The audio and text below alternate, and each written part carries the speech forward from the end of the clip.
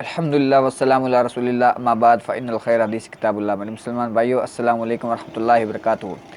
میرے مسلمان بھائیو، یہ میرے بھائی ایک بریلوی ہیں جو آفاق علی نام ہے ان کا۔ انہوں نے اپنے چینل سے ایک ویڈیو اپلوڈ کی ہے ڈاکٹر جلالی صاحب کی، جس کا میں نے پچھلی ویڈیو میں ایک الزامی جواب دیا تھا ان کو۔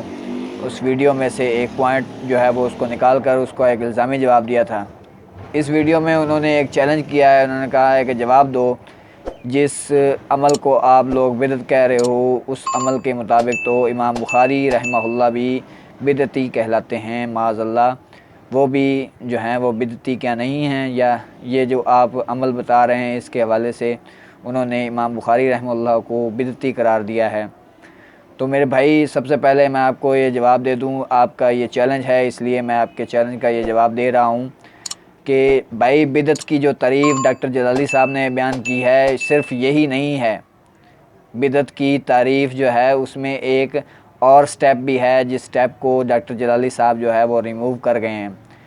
صرف دین میں نیا کام اور ثواب سمجھ کے کیا جانے والا کام عمل جو ہوتا ہے وہی بدعت نہیں ہے، صرف اس کا آگے بھی ایک سٹیپ ہے جو کہ یہ ہے کہ اس کو دین میں ضروری سمجھ لیا جائے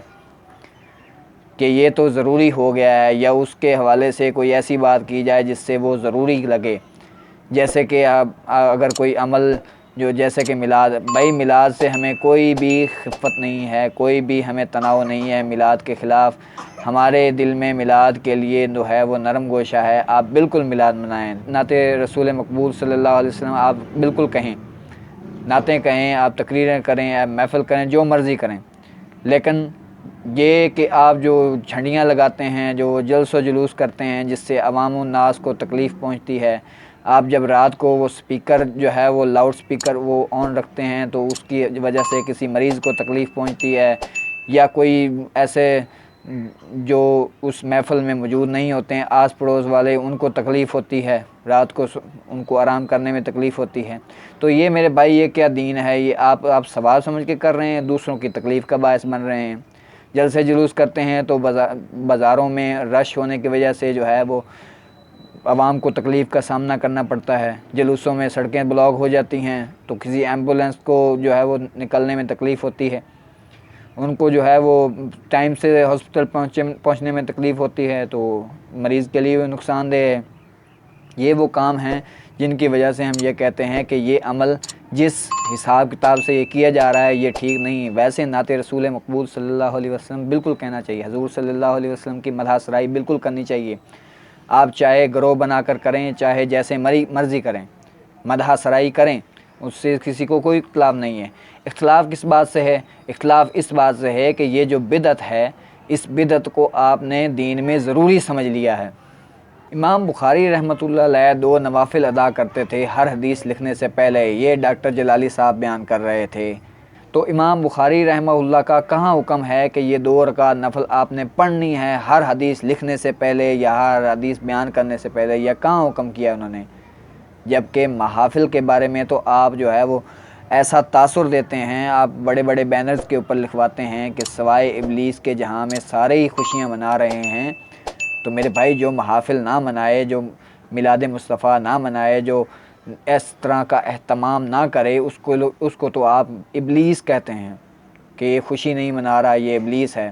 چلے ٹھیک ہے، آپ کی نیت جو ہے ہم حق کو پسند کرنے والے ہیں، آپ کی جو نیت ہے اس کو ہم جائز سمجھ لیتے ہیں، اس کو ٹھیک سمجھ لیتے ہیں جس طرح کہ آپ بیان کرتے ہیں۔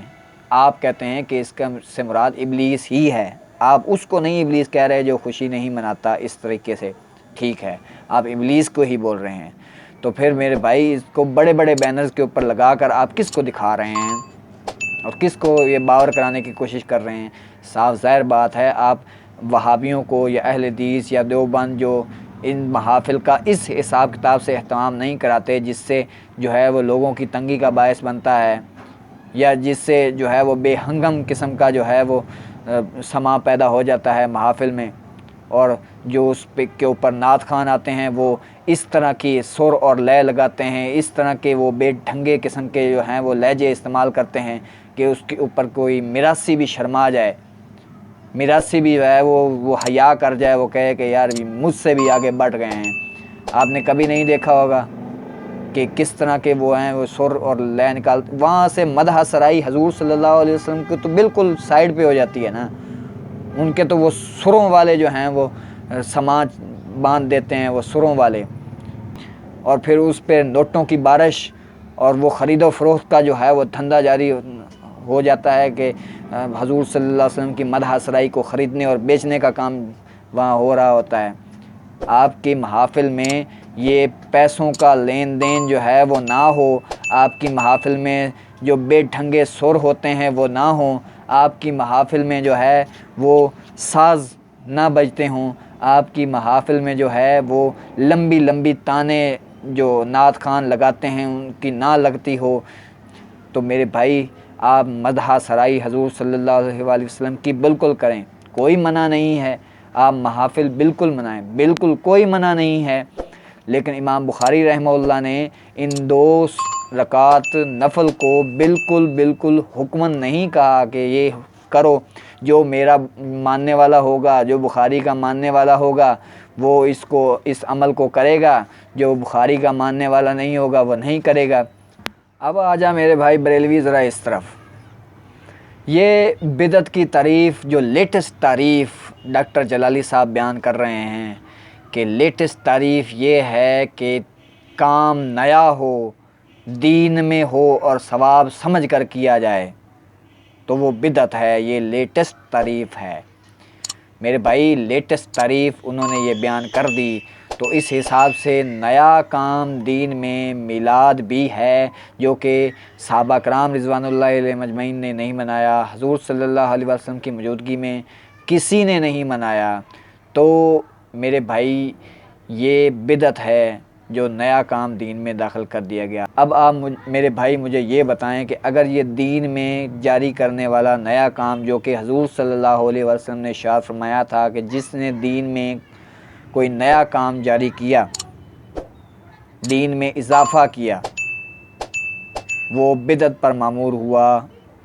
اور ہر بدعت جو ہے وہ گمراہی ہے، ہر گمراہی جہنم میں لے کر جانے والی ہے۔ تو میرے بھائی اگر آپ کو اس کو میلاد کو دین میں ضروری نہیں سمجھتے تو آن ایئر کیمرے پر میرا آپ کو چیلنج ہے، میں نے آپ کو جواب دے دیا ہے کہ بدعت صرف یہی نہیں ہے، بدعت تب ہوگی جب آپ اس کو ضروری سمجھ لیں گے دین میں، جب آپ یہ کہیں گے کہ یہ اگر کوئی نہیں کرے گا تو وہ گستاخ، یہ اگر نہیں کرے گا تو وہ اس کا دین کامل نہیں، یہ اگر نہیں کرے گا تو وہ ایمان والا نہیں، یہ اگر نہیں کرے گا کوئی تو وہ سچا پکا مسلمان نہیں، یہ اگر کوئی نہیں کرے گا تو محب رسول نہیں صلی اللہ علیہ وآلہ وسلم، یہ اگر کوئی نہیں کرے گا، جب آپ یہ بات کریں گے بالکل ہم اسے بدعت کہیں گے۔ لیکن آپ آن دا ایئر، میرا چیلنج ہے، ویڈیو میں آ کر کہیں کہ میلاد منانا، اگرچہ حضور صلی اللہ علیہ وسلم کی مدح سرائی کے لیے جو ہم میلاد مناتے ہیں وہ بالکل جو ہے ہم اس پر کاربند ہیں اور سچے دل سے کاربند ہیں، لیکن ہم اس کو دین میں ضروری نہیں سمجھتے۔ اگر آپ دین میں ضروری سمجھتے ہیں اس کو اور کہتے ہیں کہ کوئی نہیں مناتا تو اس کے لیے یہ ہے، تو پھر آپ دین میں ایک نیا کام جاری کر رہے ہیں، پھر آپ پر حضور صلی اللہ علیہ وسلم کی وہی حدیث لگتی ہے، اور جہنمی کا جو حضور صلی اللہ علیہ وسلم نے ارشاد فرمایا وہی بات آپ پر لگے گی۔ اب اس کے بعد اذان کے ساتھ صلاۃ، آپ آن دا ایئر یہ بات کہیں کہ اذان کے ساتھ صلاۃ بالکل کوئی ضروری نہیں ہے، اگرچہ کوئی پڑھ لے تو کوئی بات نہیں ورنہ ضروری نہیں ہے، یہ آپ آن دا ایئر آ کر کہیں۔ یا پھر یہ کہیں کہ نماز کے بعد اجتماعی دعا یہ بالکل ضروری نہیں ہے، اگرچہ کوئی پڑھ لے تو کوئی بات نہیں ہے ورنہ ضروری نہیں ہے، یہ آن دا ایئر آ کر کہیں، آپ کی جرت ہی نہیں ہوگی یہ بات کہنے کی۔ یا پھر ہم یہ سمجھیں کہ آپ صحابہ کرام رضوان اللہ علیہم اجمعین سے بڑھ کر حضور صلی اللہ علیہ وسلم سے محبت کرنے والے ہیں کہ صحابہ کرام رضوان اللہ علیہم اجمعین نے تو یہ عمل نہیں کیا، آخری صحابی بھی 110 ہجری تک حیات رہے رضی اللہ تعالیٰ عنہ، لیکن کسی صحابی نے حضور صلی اللہ علیہ وسلم کا اس طرح جو ہے وہ مجمع کر کے جو ہے وہ حضور صلی اللہ علیہ وسلم کا میلاد نہیں منایا۔ کوئی جھنڈیاں، کوئی شادیانے نہیں بجے، کوئی شامیانے نہیں لگے، کوئی لنگر تقسیم نہیں ہوئے، وہ آپ نے یہ جو نیا کام جاری کر دیا ہے اور اس پر آگے جو وبال پہ وبال جاری ہو رہے ہیں، اس پر ایک آپ کے وہ سمر عباس صاحب، انہوں نے بھی جو ہے وہ بہت ہی آکورڈ سا لفظ استعمال کیا ہے، بہت غلط سا لفظ استعمال کیا ہے آپ ہی کی کمیونٹی کے لیے۔ لمحہ فکریہ ہے آپ کے لیے کہ آپ اس بات کو سوچیں کہ جس رستے پر آپ چل نکلے ہیں وہ رستے پر اسی طرح کے کھڈے ہیں، اسی طرح کے اندھے کنویں ہیں جن میں آپ گر رہے ہیں اور گمراہیوں میں گر رہے ہیں۔ اللہ رب العزت آپ کو ہدایت دے، اور اللہ رب العزت ہم سب کو ہدایت دے اور صراط مستقیم پر چلنے کی توفیق نصیب فرمائے۔ اور میرا یہ چیلنج ہے آپ کو کہ آپ آن دی ایئر آ کے کسی ایک بھی بات کے لیے، میلاد کے لیے یا اذان کے ساتھ صلات کے لیے یا نماز کے بعد اجتماعی دعا کے لیے، دین کے کسی ایکٹیویٹی کے ساتھ کوئی چیز ایڈ کرنی، یہ بالکل بدعت ہے۔ ادروائز آپ مستحب سمجھ کر ثواب کی نیت سے کوئی بھی کام، کسی عمل کو آپ پرفارم کرتے ہیں، دین کے ساتھ نہ کریں، دین میں داخل نہ کریں تو بالکل جائز، ہم آپ کے ساتھ۔ لیکن اب جب آپ اس کو دین میں ضروری سمجھ لیں گے، آپ کہیں گے کہ یہ نہیں کرے گا کوئی تو اس کا دین مکمل نہیں، الیاذ باللہ، یہ اختیار صرف اللہ اور اس کے رسول کا ہے، آپ کو کس نے اختیار دیا ہے؟ چیلنج میرا ایکسیپٹ کریں، میں نے آپ کے چیلنج کا جواب دیا ہے، آپ میرے چیلنج کا جواب دیں اور آئیں ویڈیو میں آ کر آپ یہ کہیں کہ اذان کے ساتھ صلات پڑھنا ضروری نہیں۔ جب آپ ضروری کہیں گے تو دین میں ضروری کر دیا آپ نے، آپ کو کوئی رائٹ نہیں ہے۔ دعا کرتا ہوں جو حق بات کہی اللہ رب العزت ہمارے دلوں میں راسخ فرمائے، ہمیں صراط مستقیم پر چلنے کی توفیق نصیب فرمائے، آمین۔ وما علینا الا البلاغ المبین۔ السلام علیکم ورحمۃ اللہ وبرکاتہ۔